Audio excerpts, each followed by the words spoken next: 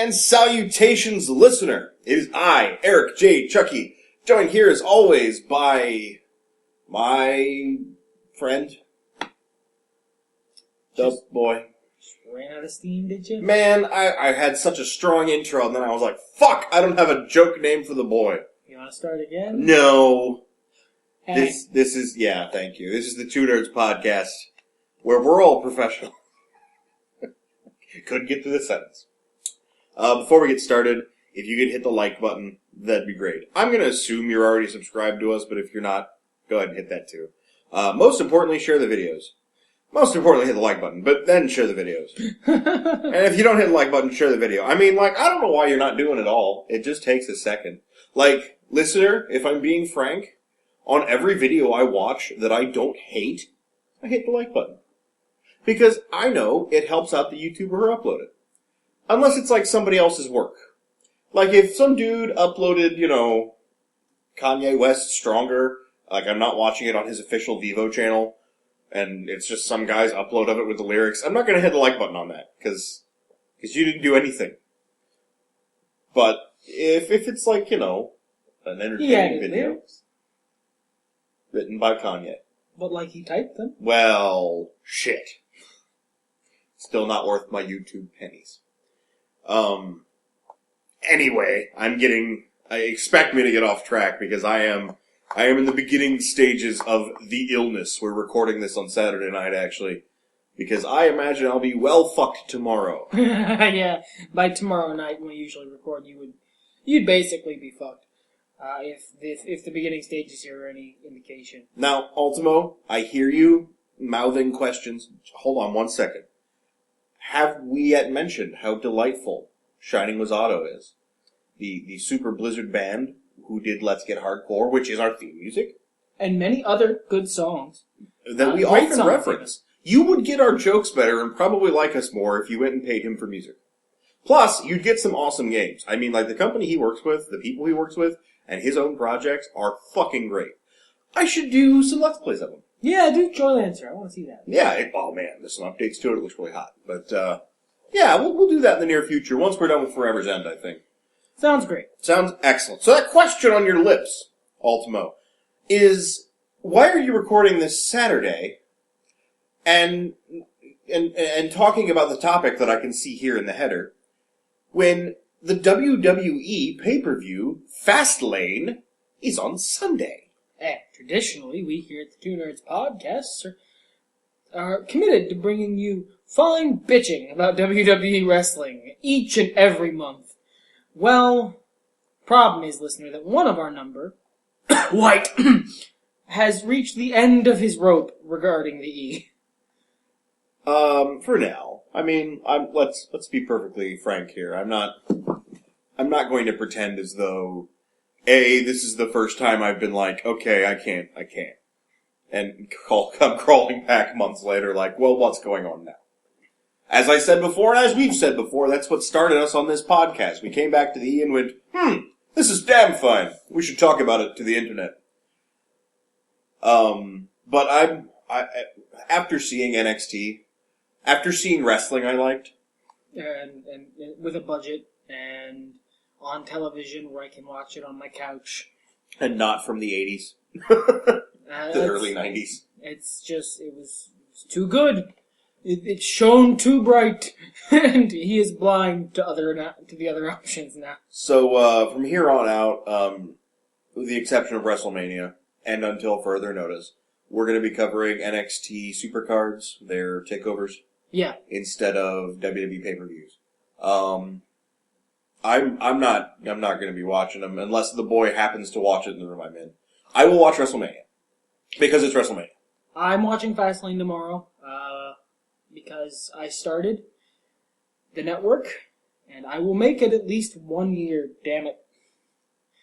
I will make it at least to the next WrestleMania. Where we go from there, kind of depends on what happens. They've got my $9.99. I don't need to... Yeah, they've got my $9.99 for at least NXT. Yeah, well, but I don't need to, pander to them by watching their shitty pay-per-views. So yeah, what are we talking about today, the boy? Well, today we are talking about something you've probably heard us mention several times in the podcast. In passing, we talk, and we mention, usually when we mention this activity, that we are gonna eventually do a podcast on it. Well, eventually has come. We're here today to talk to you about e-fetting. One of the only requests for a podcast we've gotten. We're finally getting around to it.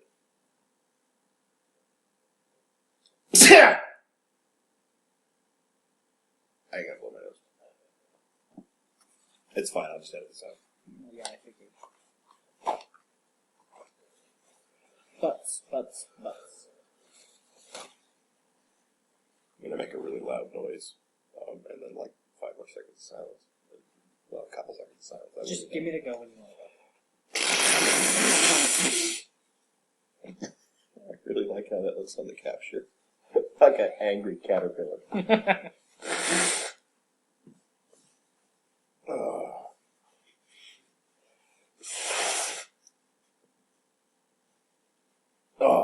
Okay. Do you even remember what you were saying? Yeah. Ah!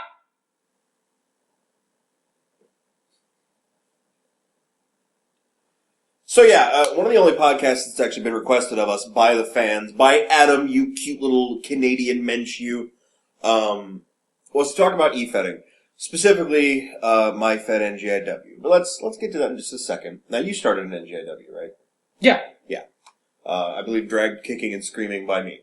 I would say dragged kicking. I retained enough of my dignity not to scream. Well, that's good of you. I have been e-fetting at this point, the year of our Lord Cthulhu 2015. This is, February 22nd. I have been off and on e-fetting for 13 years? 12? Somewhere around there. We'll say 13 because it's a cool number. I started out trying to do the email version, but then moved into forum-based e-fetting along the way. For those of you who aren't in the know or who are watching the podcast, I hope you like logos, who are listening to this podcast out of sheer curiosity, what is e-fetting? Okay, so you're a Two Nerds fan, and you are probably a nerd a little bit, so you know what role-playing is, D&D. It's like role-playing, but for the most part without dice. It's, I've heard the term outside e-fetting circles recently. Literally a term I hadn't heard because I only really operated in e-fetting circles as far as this sort of activity went. It's often called play-by-post role-playing. Yeah. And there's a lot of different ways you can do it. My personal favorite is the play-by-post, and it's sort of a collaborative effort between the handlers of individual wrestlers and the administration team who books the cards and judges the matches and all that sort of thing, to determine victories and title holders and help pull storylines along and all that shit. Think of it at base as essentially role-playing a wrestling federation. You either control, much like a D&D session, either an individual character or the cast of thousands that is the NPCs. The administration will handle, booking the card, they'll handle the set pieces, and the individual handlers will handle the wrestlers themselves for the large part. Yeah. How best to describe It's a lot like a wrestling federation simulator. You're going to have your Vince McMahon. And your Vince McMahon is going to have his team of writers and, and other people who he seeks creative input from. Yeah. Him and Pat Patterson are going to sit down and book the territory for a while. Yeah. And then you're going to have, Mick Foley playing Mankind, and you're going to have Glenn Jacobs playing Kane, and you're going to have Mark Calloway playing The Undertaker. It's like managing a wrestling, managing an e-fed's a lot like managing a wrestling federation without the biggest hurdles, which are making money and paying people. And in terms of entertainment and cool spots, accidentally killing your wrestlers. Yeah, because in e-fetting you can do completely insane bullshit. You can do CZW level bullshit every day. Every week, every match if you want. Makes it seem a little dull, but you can do it if you want, and you don't have to worry about, to use one of the characters that I played for a while, you don't have to worry about Michael May being paralyzed from the neck down because he took a bad bump when he was in the ring portraying the character of Mr. Intensity. It also gives you a lot more freedom. Like you said, because you don't have to worry about making money.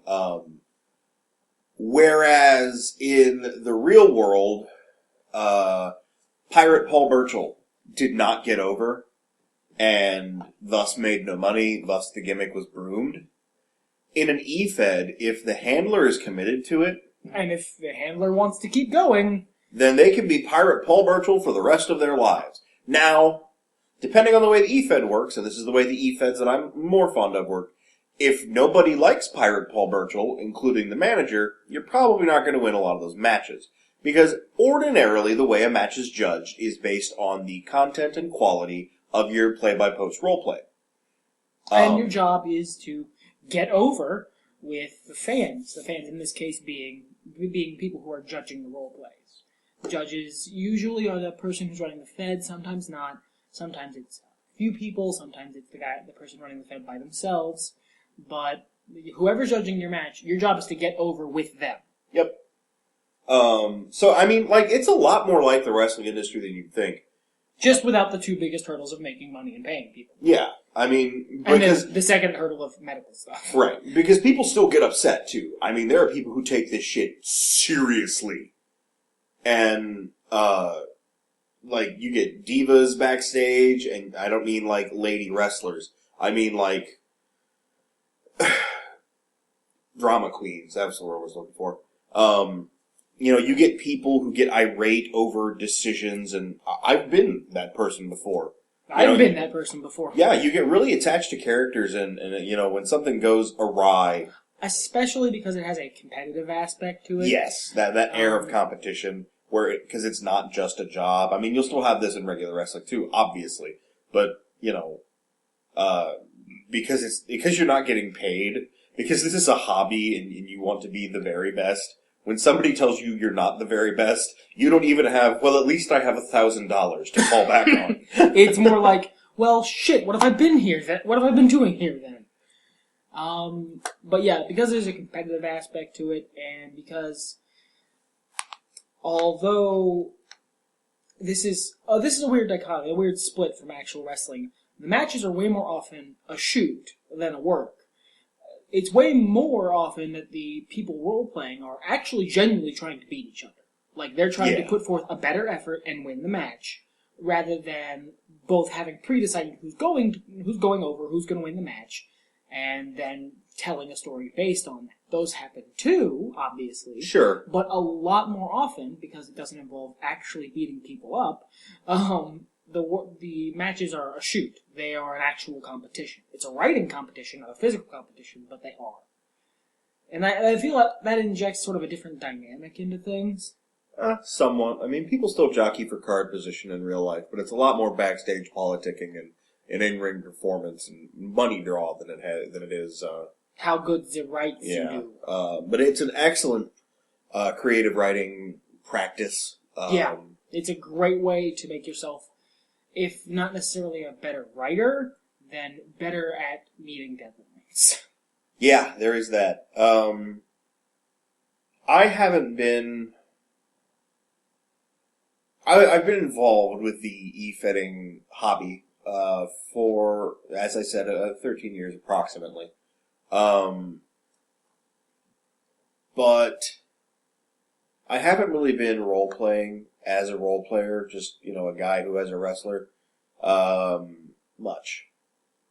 In that time. Yeah. I mean, I spent a lot of it just role-playing, but NGIW, my Fed, will have existed in consciousness for 11 years, 12 years?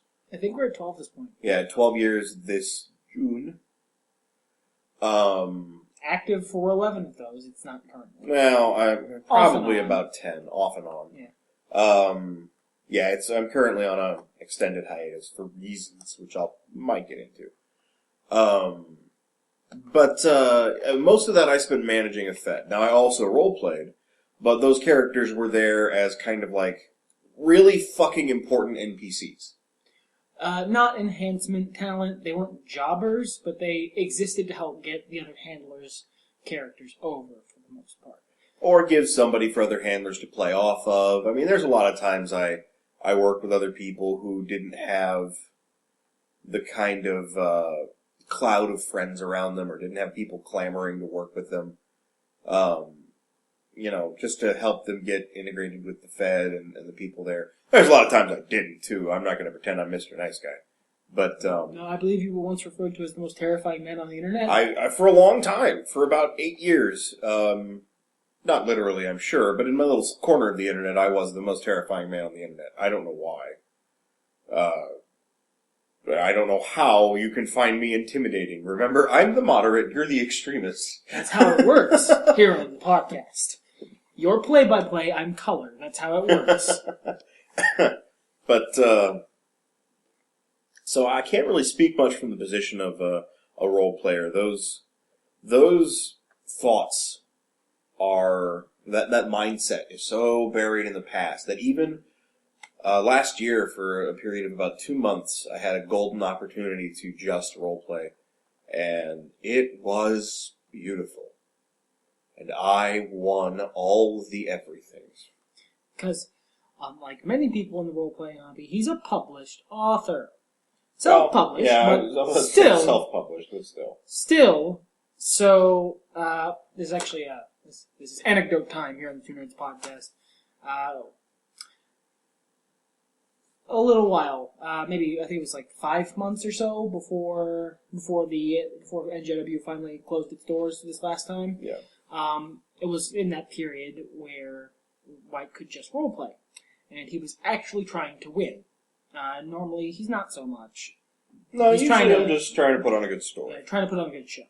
He was actually trying to, do roleplay well enough to win all his matches, and he was winning them, and because the people who were judging the match, who were not me, and were not White, I don't think, at that point. No, it was a mutual friend of ours that we met through e-fetting. Yep.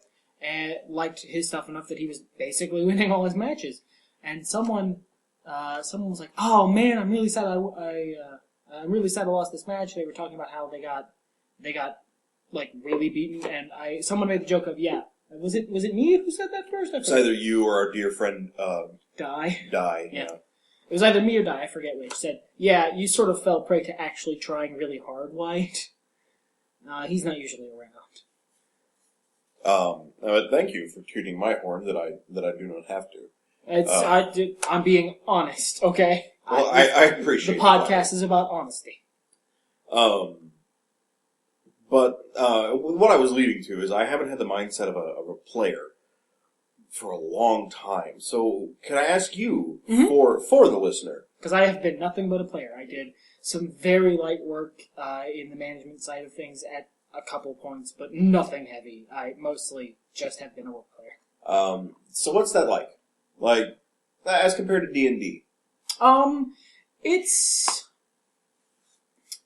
easier in some ways and harder in others. I mean, that's a pretty non-statement statement, but it's true. I'll get into why.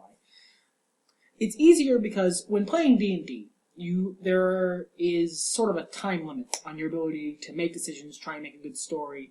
You have to kind of keep the game rolling. So plus when you're playing D&D, I mean, you have to get everybody in one place. Yeah.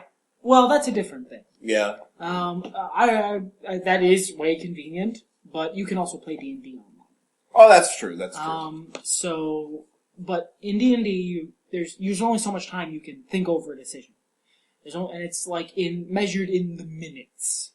So if you're trying to craft a good story, and if you want to try and get a character some development and try and develop them in a specific way, you have to be on point all the time to gather those moments and catch your opportunities to insert character development. And, okay, real talk listener, I'm kind of a nerd about characters. All my characters have very rich internal lives in my head. So... I think it's safe to say that we're both huge character nerds. Yeah. We are, what was it, TBS? Yeah, I think it's TBS Characters Welcome. Is that what it is? I don't think it's TNT. No, TNT is they know drama. Yeah, oh yeah, TNT knows drama. No TBS, characters here. Yeah, TBS Characters Welcome. But so it's easier to do that in e-fetting because even in an e-fed that has a very short roleplay window, like the short ones I've seen are like a week. I'm not a huge fan of that because it's not a long time and I have a job. It's actually usually like 4 or 5 days. Yeah, 4 or 5 days. Like 4 or 5 days to roleplay. But that's you'll have show day, and then if everything goes according to plan, the card is posted slightly after the show, with like an hour window maybe. So you will have that following day, and then probably about 4 days after that, 3 or 4, depending on the Fed, because then they'll want like an off day to judge matches and write the show, and then a show day again. So, speaking as the management there. But I'm not a huge fan of those. I like, NJW for a long time did a week-and-a-half cycle where you had basically 7 full days to roleplay. Those extra days are very helpful for someone who has a day job. But, regardless, even in a shorter cycle, EFED, you have days to plan character development. You can do it weeks in advance. Especially if your character development isn't necessarily hinged on whether or not the character wins or loses matches. If it is, you have to kind of roll with the punches if you lose a match, but you still have most of a week to make a call as to where you want to go from there. So it's a lot easier to unpack a decision and try and figure out what the best place to go is. But you still have a deadline, so it's not like you're free-form writing prose, where your deadline is essentially, if you're not someone who has a publisher who's like on your ass to get them the next book, your deadline is whenever you're done, which can lead to a lot of stagnation. I know the few times in my life I've tried to write actual just fiction, that's been my biggest problem, is I'll get stuck on a decision and then just be stuck forever. The deadline really helps move you along. And that makes it, in some ways, a lot easier than D&D. The way it's harder is it's competitive. Whereas D&D, I've always found to be very collaborative. I've never really, I have played with people who are the kind of people who are douchebags to their fellow party members, steal from them, that sort of thing. But even then, it's not super competitive. Whereas, as silly as it sounds, e-fetting can get pretty fucking competitive. Which is funny, too, because I notice a lot of really strong, friendly communities within e-fetting. There's a lot of assholes, too, but, you get the right cultivation, you get people who stick around for a decade, and you've got like, friends for life, basically. Yeah, I would consider pretty much all the old guard at NJW to just be my friends. Like, my the boy best friend, non-wife, is someone I met through e-fetting. So, there's that. Hey, Lita, you rock. But yeah, the competition is really strong, and that's where the passion comes from. That's where people get so violently upset about match results, and not even necessarily the way it was written, or, the actual result, but sometimes they're like, you got this character's finisher name wrong! The announcer didn't sell how big he is! Or whatever. My character would never do a suplex! I like how we're ostensibly doing this podcast for people who've done e-fetting, and you're going out of your way to make them sound like douche nozzles. They're not. These things happen. Okay, and this is a great point to make. This is the management side. If e-fetting is so great, why am I not e-fetting right now? 3 reasons. 3 very simple reasons. 1, I ran out of ideas. And that's really the biggest one. I sat down to do stuff, for the last show I had to do, and I was like, I have no fucking clue what I'm doing. And not that dog with all the beakers and stuff around him, where he's clearly not a scientist, he's a dog. No, I just, Stephen King went to the old typewriter and went, butts. See, I feel like that's a bad example, because I don't think that's ever happened. No, I think Stephen King go to the typewriter and go, butts. The haunted butt of New England. And then it sells 400,000 copies. Part 17. And you know what? The Haunted Butt of New England, probably a really great book. Oh man, I don't doubt. Who the fuck was I? So yeah, reason one, I just had no more ideas. It doesn't help that WWE has stagnated and been shitty and made dumb calls and been pissing me off. It drains the enthusiasm. It doesn't help that I didn't get the latest game.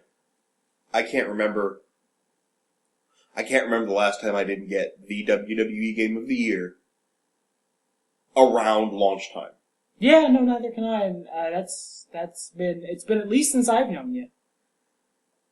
I mean, it's been longer, like much longer. Yeah. Didn't you say like since you were like a little kid? I was at least 10, but I'd probably say 13 or 14. So and some of those games were stinkers. So 15 years. So that mode, like when I get a WWE game, I open, create a character, and I'm like, all right, time to make every character I've ever loved in e-fetting. And then we never use the regular roster, and we basically just play those characters. Which is fun, and we still do that. I haven't played it in a while, but we still do that on the old game. But This new game came out, and you can't make divas, and you can't. There's only like 10 character slots, and it's just like they have some good stuff, but the bad stuff just doesn't measure up. It's not worth it. Call me next year when you have finished your game. Yeah. So that does sap a lot of my power. And reason 3, man, this is the longest stretch that I had continuously been running NJIW. He had been basically open, barring I think exactly 2-month hiatus since you started up in like 2008. Yeah, it wasn't too much longer after you and I became friends. I think it was like early 2008, late 2007. You started up again, and aside from 2-month hiatus, it had been running continuously until 2014. That's a pretty long stretch. And I mean, there toward the end, I was flailing, trying to find ways to make it work. Because the other problem is, creatively speaking, leading to my burnout,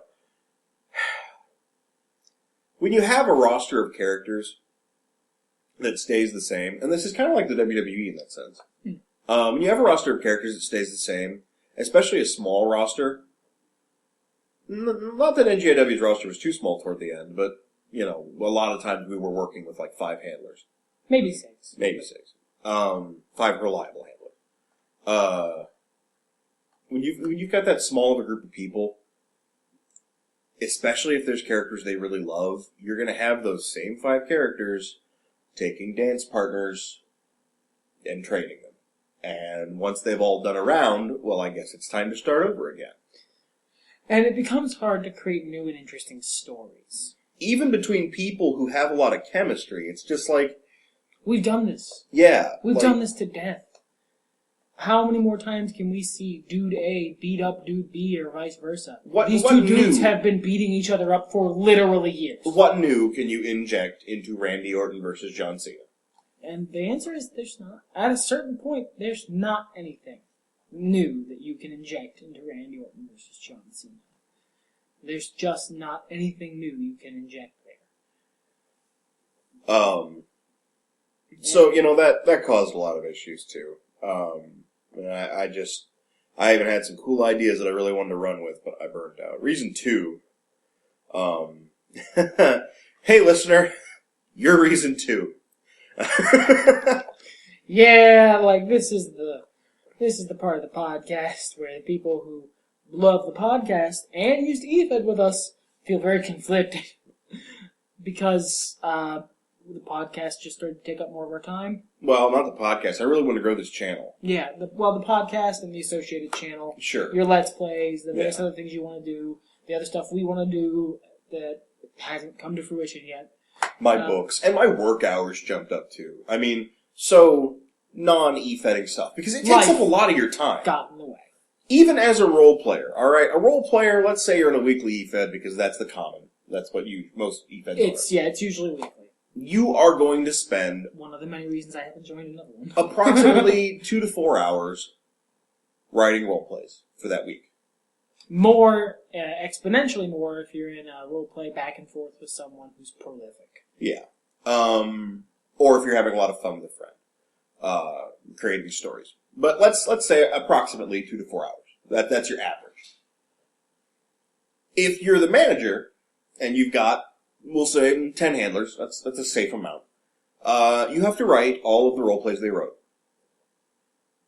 Or you have to read all of the role plays they wrote.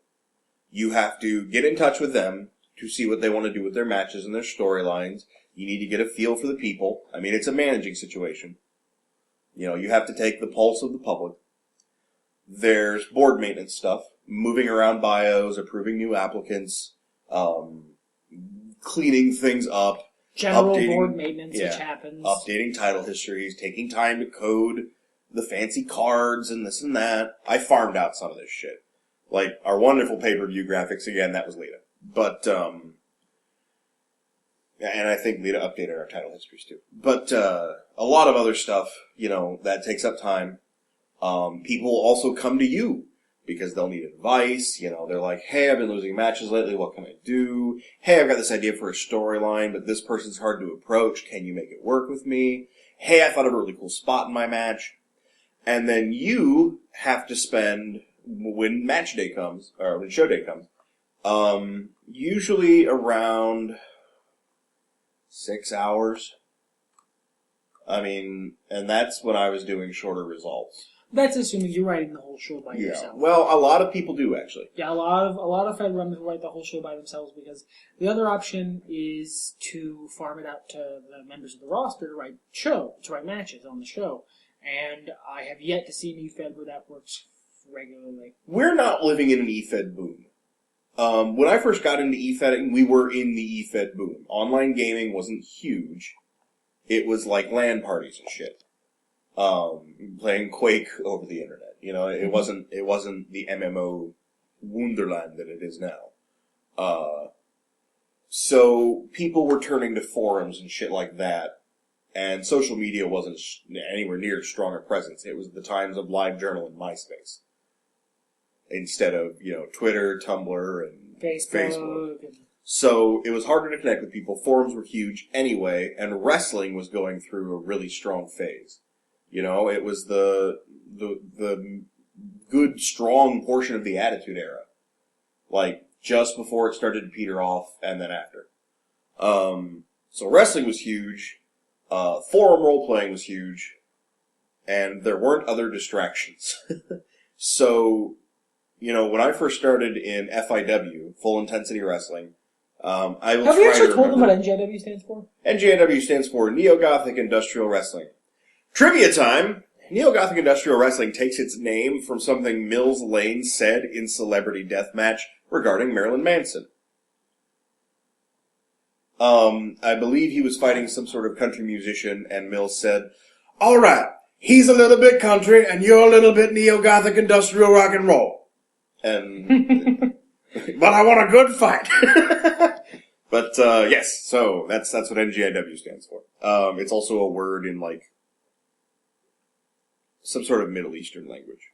Yeah, because sometimes you'll Google it maybe, and you'll get it. Anyway,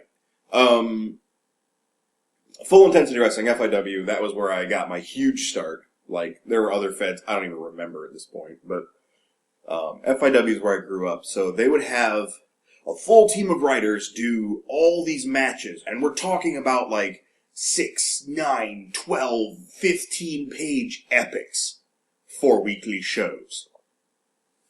And I'm not talking about formatted for your book pages. I'm talking about computer paper pages, report pages. You there who have been to school. These were wordy tomes of information about two dudes slapping each other shirtless. So, yeah, and I've watched it dwindle. I mean, by the time you were around there, nobody wanted to fucking write matches. In FIW, it was like pulling teeth. Shit was never on time. Because somebody, inevitably, was dragging their heels. Because it's hard and thankless work. It is. It's a chore and nobody thanks you for it. Except maybe the manager. if he remembers to, because he's far too busy pulling out his hair. I never did it, mostly because I'm pretty awful at it, but... Well, I mean, I mean, you do every now and then. Someone's like, hey, I like that spot, or great match, but it's... For the amount of effort you're putting in, that's not... It's just not worth it. Like, eventually your brain goes, son, you're getting gypped. So it's just not worth it. And I think, at least in my community, we kind of fell out of favor of the gigantic epics. They became so tiresome to read, and, really only people in the match read their own matches for the most part. Because the matches were so long. Yeah. I remember when I first started NJW, we were doing writers, and we would still get these, not, 6, 9 page, but, 3, 4 page matches for weekly shows, and, alright, full disclosure, I didn't read those fucking things. I did not read them. I would skim them, figure out the highlights, see who won, and go to my match, which I would read. Yeah.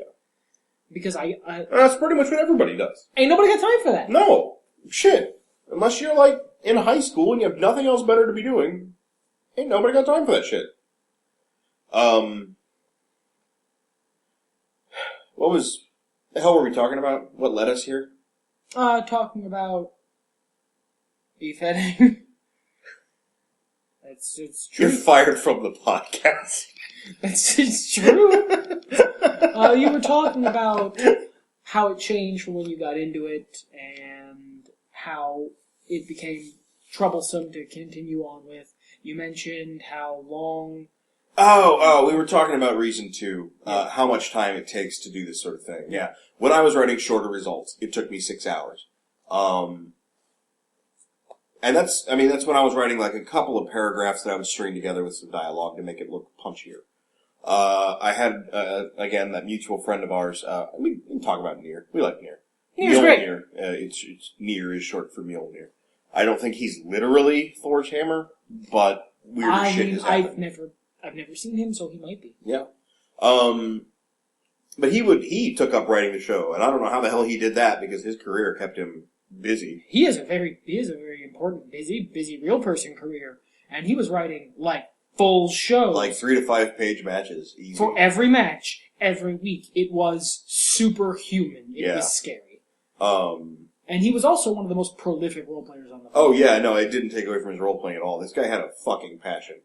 But even just assembling the shit he gave me with the promos I had, with the fucking pre-written bumpers if we needed space filled, would take me at least 4 hours. At least. And this is on top of my own role playing. Because as the boy mentioned earlier, you're a lot of the NPCs. Usually the wrestlers, the handlers, will control interviewers. That's what they're there for. But if a wrestler needs something from the general manager... That's you. Yeah. And if you're like me and you have characters in the Fed, who again, they're serving more as, as storyline buffers, helpers, if you will, the support to the AD carry of the handlers. You're doing your own 2 to 4 hours a week. And, it's a non-stop, full-force hobby. And like, if you're running an eFed, essentially, that's your hobby. Yeah. That's what you're doing with your free time, if you also have a job.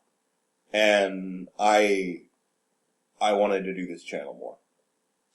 Again, this is, if it were just between this and the channel, I probably wouldn't have done gameplay stuff.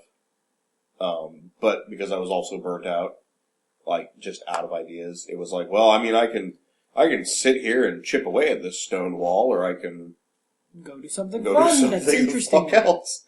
Yeah. Reason 3, the stress, man. And that's kind of what I was segueing in from our last point. Anybody out there listening who's ever done, management stuff at work, which I have also done, anything where you've got to keep people on the same page every day, and you are the one responsible if they have complaints or conflicts. I wouldn't say it's necessarily the same thing as a DM and their players.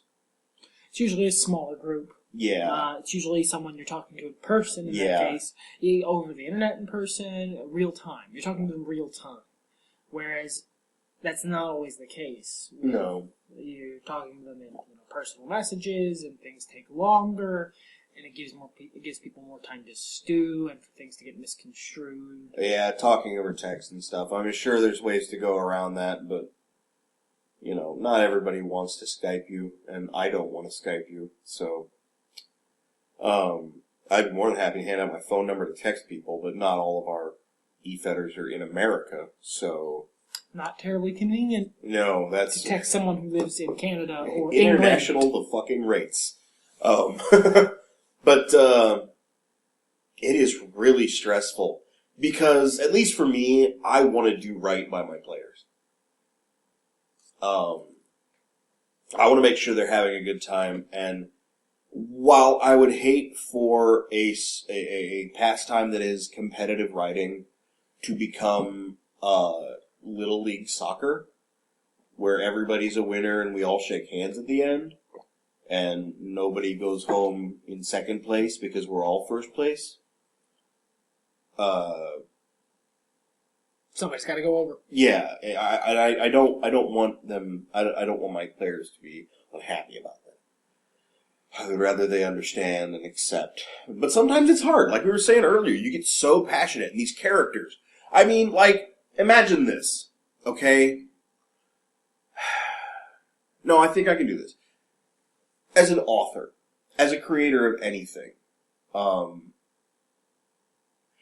for those of you nerds out there who are new to listening to this, let's say you're Commander Shepard, your Inquisitor, your main World of Warcraft character, is set up against a bunch of other Inquisitors, book main characters, WoW characters, whatever. Somebody you put your creative effort into. Somebody you put your heart and soul into. Not just your stats or your gameplay skill, but... someone who you are invested in. Yeah, I mean, a little piece of you is put into a fight against other little pieces of other people. And you are told that your decisions were not good enough. That your creativity couldn't hack it this week. You get upset. Rightfully so. I mean, it's trying. It's traumatizing. It's difficult. As any competitive thing is. But, it's different. I don't want to say harder, but it's different because with most sports that are physical, even League of Legends, even esports, require reflexes and timing. This is just...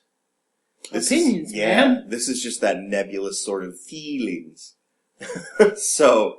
most writing, barring the very obvious exceptions, its quality is determinable really only by the reader. It's, does this person like this? Not is it good or bad necessarily. Again, barring some very obvious exceptions. If it's well written to a certain extent, whether or not someone likes it's entirely personal. So it's not like a sport where, this man is the best at the basketballs, he does all the dunkings. It's, I did my best. I wrote the best piece I could to entertain this specific audience, and I was told directly that this other person did a specifically better job. It's as if you walk up to an author and say, hey, I really like this book of yours that you wrote. But this other book, I liked a lot better. They win. And having them do that every week from somebody they look up to either as a friend or as a figure of authority. It can be somewhat frustrating. It's difficult. So all those things I was saying about, players getting a big head and being divas and so on and so forth, it's not like those are baseless. Those happen for a reason. Because any competitive writing, anything competitive at all, but competitive writing in this instance, is tough to deal with. And then to be the person who's trying to fucking juggle all those glass balls. Oh man, there are times. There were times. There have been times. Gonna go for some more conjugations of that phrase? Or? No, I think we're all set there.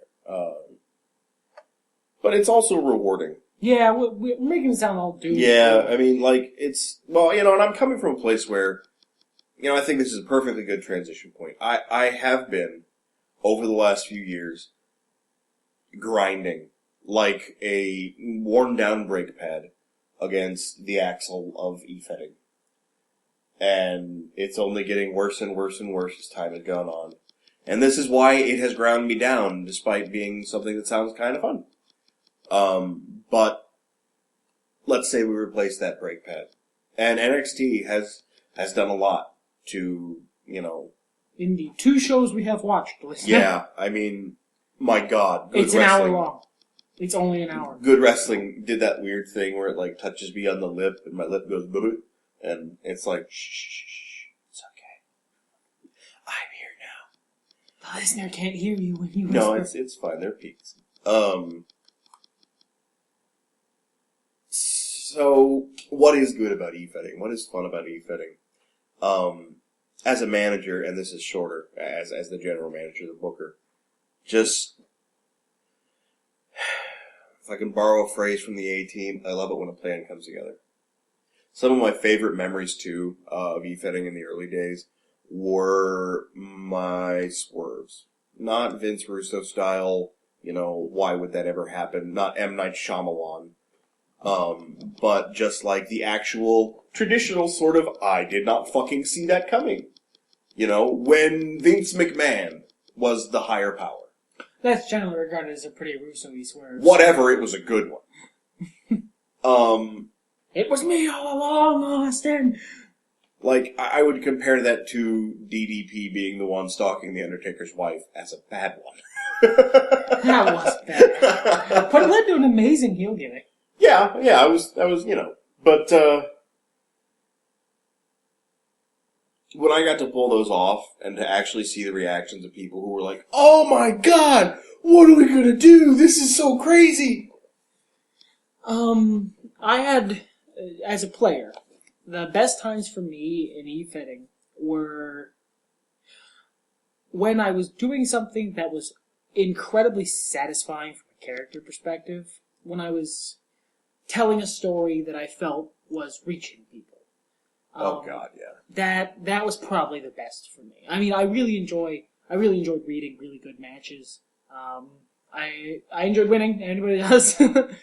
But I enjoyed reading good matches. I enjoyed watching these larger than life, even larger than life than normal wrestling, because you don't have to worry about the safety of the actors. Confrontations between these bombastic characters, and I really, really enjoy it for the same reason I like comic books. But I think the best for me is when I was writing something that I knew people were into. I knew people were waiting for me to post the next thing, and were, like, hanging and waiting for it. Like the Rush webcomic artist must feel. Yeah, like, that was, knowing that I was connected with the people I was giving information to, connected with the people I was writing stuff for. That was probably the most fun for me. I also really love seeing how far some people can come. I don't want to name names because I don't know if it's appropriate, but there have been a couple of people in my e-fetting history who started out not very good. There are a lot of easy pitfalls that exist when you begin e-fetting, especially if you're not already a practiced writer. And sometimes if you are, because you are a practiced writer. But you're young and you like wrestlers and you like role-playing, at least in theory. So you do your best to imitate Stone Cold or The Rock or whoever, and it just doesn't good. It's okay. You can say my name. No, you've always been pretty decent. I think your early stuff was a little too... What's the word I'm looking for? Bad. Bad is the word you're looking for. Low key. No, okay, good. It's not like the thing. That's I can still use that. That's very good, because fuck that guy. But, like, even CM Punk had the class to stick around. You don't like the Norse god of victory? Oh, no, I thought... No, fuck that guy. Anyway. Norse god of trickstery. That's looking the fuck, mouth. Come on, get it together. I thought I was the one who was sick. Jeez. But yeah, seeing somebody go from somebody who's like just not fucking doing it. The cat is fucking going nuts in the other room. I don't know if you can hear this, listener, but he has decided all things in that room must fucking end. Seeing somebody go from, not very good, super tropey and not in a good way, and short and, undeveloped. And mechanically poorly written. Oh, sure. To, writing fucking prose and developing a character. And then when they do go into those wrestling promos, instead of it being, The Rock, in the 90s, where he spouted off his 72 catchphrases and then left. In order. And then rose an eyebrow and left. And the fans cheered, another catchphrase, and the fans cheered. Getting into the mind of a character and reflecting that out onto the world and, coming up with these lines off the cuff and these threats and, just that leap, that was really great. I mean,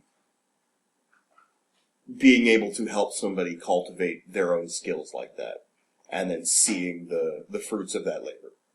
I mean, it makes you happy for them because you go from kicking shit to kicking ass. And it makes you happy for you because, woo, I got through to them. I am Michelle Pfeiffer in that one movie. Oh. And, just for the sake of art in general, yay, more good art exists. The answer is always more art. The answer is always more art. Those are some of my most favorite moments. Creating characters, seeing characters, witnessing characters, a string of, oh my god!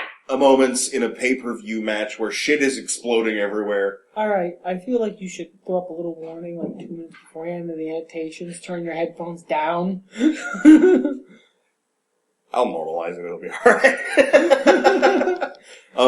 But that, and you know what the funny thing is?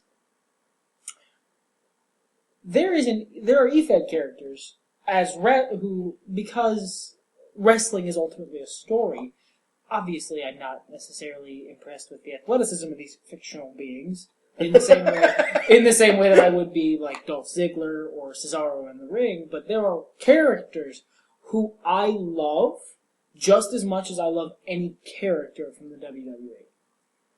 Who have managed to, ingrain themselves into my subconscious enough that when I think of certain things in wrestling, I think of these people, not real wrestlers. Perfect case in point. You've heard us say this before, listener. I fucking know you have. Bray Wyatt's finisher, we frequently call the Walrus Buster. That's an EFED thing. There's an EFED character who used the exact same move, who called it the Walrus Buster. And that's its name now. Yeah, because we would mark out, when we were reading matches, somebody wrote about this character, and the announcers would be like, Walrus Buster! And it's such a dumb fucking stick-in-your-head name that it... When I see someone do, a certain kind of sliding punch, that's a sliding K to me. Yeah. In my head, that's what it looks like. And fuck me, I can't hear Avenged Sevenfold's Nightmare anymore. Yeah, that's just there's a character whose name was Nightmare. That's his theme music. Yeah. The same way that Glass Shatters is Stone Cold's theme music, in the same way that anything by Motorhead kind of reminds you of Triple H at this point. When CM Punk showed up with his new theme music, when he showed up with Cult of Personality, with his classic indie theme music, there was a dude who was in my EFED for a long time, dear friend of mine, near and dear to my little black metal heart. His EFED character was called the Loon. And the first time he showed up and called the personality hit, I was like, the Loon! Man. It's your own little world of comic books. Sometimes because those characters stick around for so long and you interact with them for so long, even if they get shuffled off, I try to rotate my characters a lot because of the aforementioned reasons. But even if they get shuffled off, you're like, yeah, that guy. He made a huge impression on you because you were there. This is me tooting my own horn like I did for White earlier, but there's a word. You've, I'm sure, noticed by now, listener, my tendency to associate words with things that are not those things. Like, here's the thing. Here's the thing, and then Ben Grimm smashes through a wall, and says it's cooperating time. There's a word that is very similar to the name of one of my characters. And now that word has completely changed definitions in my head. If someone says to me, so I took a cursory glance at this, in my head, that means something different than what you just said. And I can't fix it. It's so completely burned into my skull that that's what that word means now. For me, cursory means to look upon with malice and schemery. Preferably while wearing a plague doctor's mask. And that's what I'm talking about. It's you develop these connections to these characters, your own, other people's, to the extent that I have gotten as much entertainment out of really good NJW cards as I have out of at least good actual wrestling. In great actual wrestling, there's the athleticism and the sheer astonishment that real human beings are doing this shit. Yeah. That I think pushes it over the edge, ultimately. But in terms of, I've got more entertainment out of NJW than I have out of the E for the majority of the last couple of years. Something else that's great, too, is that the only limit to your imagination is what the Fed will accept. Yeah, I mean... Because, and one of my favorite things, and it's one of the most basic things, but one of my favorite things about NGIW, about FIW, about most E-Feds, God I hope, is that female wrestlers and male wrestlers compete in the same space. They compete for the same titles, they compete in the same matches. It doesn't, because you know what? It doesn't fucking matter. This isn't a real, fight. It's not, this guy has 2 feet and 200 pounds on this girl. She's probably not going to win. These are two wrestlers. They're having a wrestling match. Their gender is immaterial. I mean, and one could argue at that, but I point to Rey Mysterio versus anyone during the latter years. Exactly. Even in real wrestling, it looks perfectly fine in a wrestling match.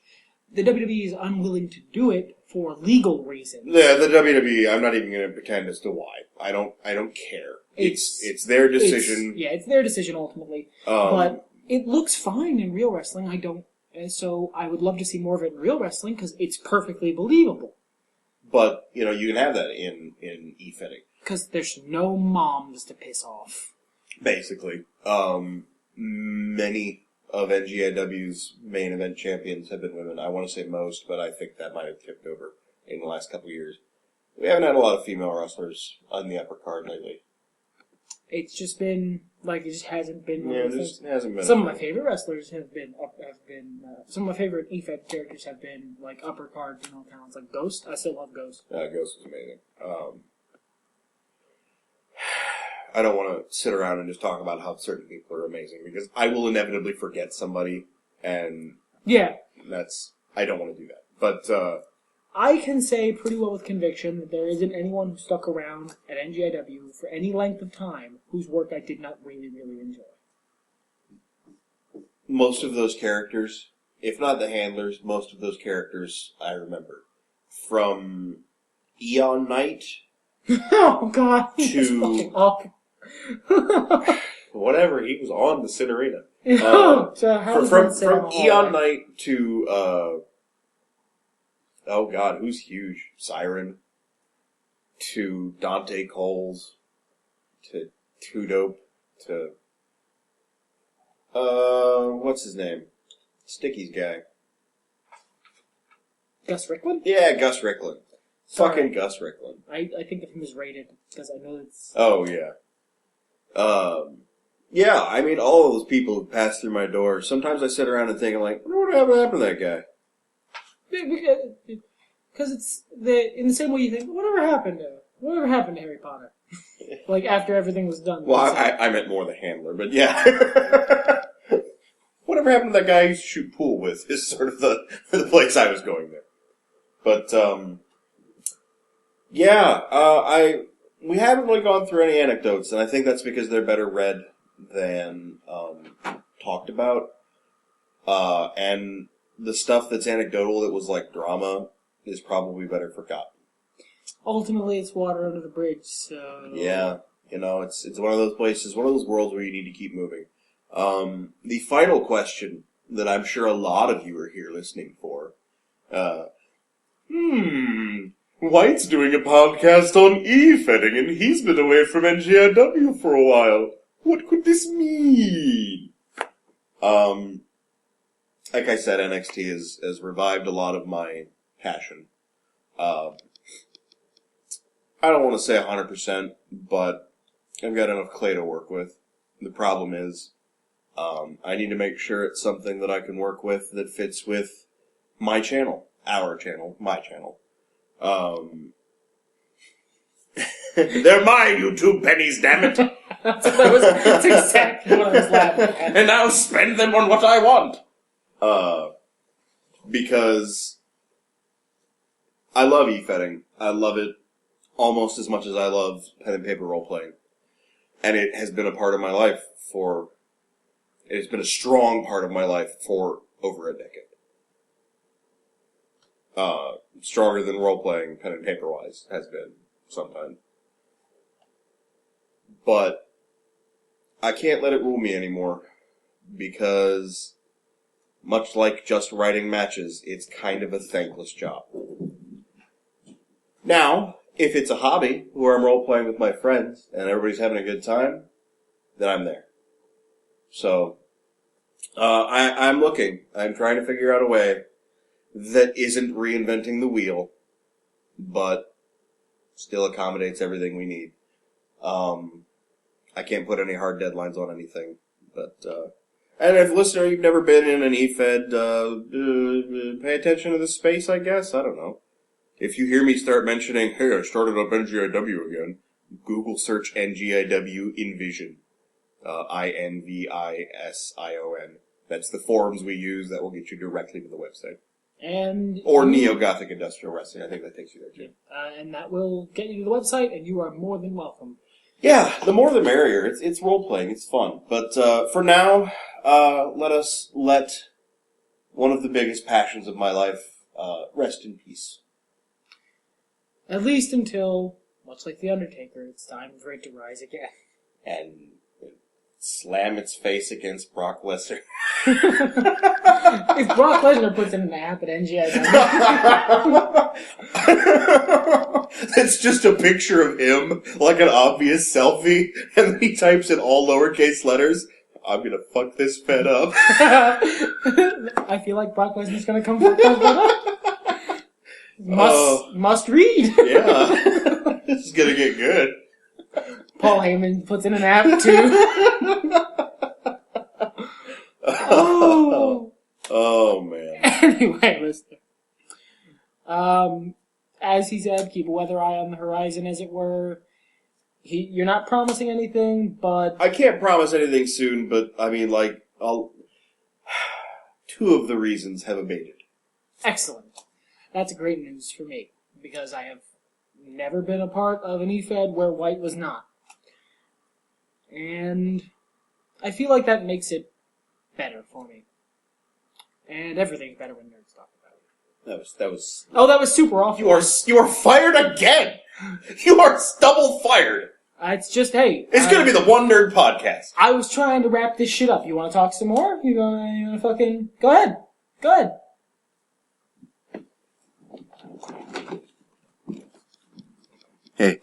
Hey, listener. Hey. You looking good? You're looking damn fine.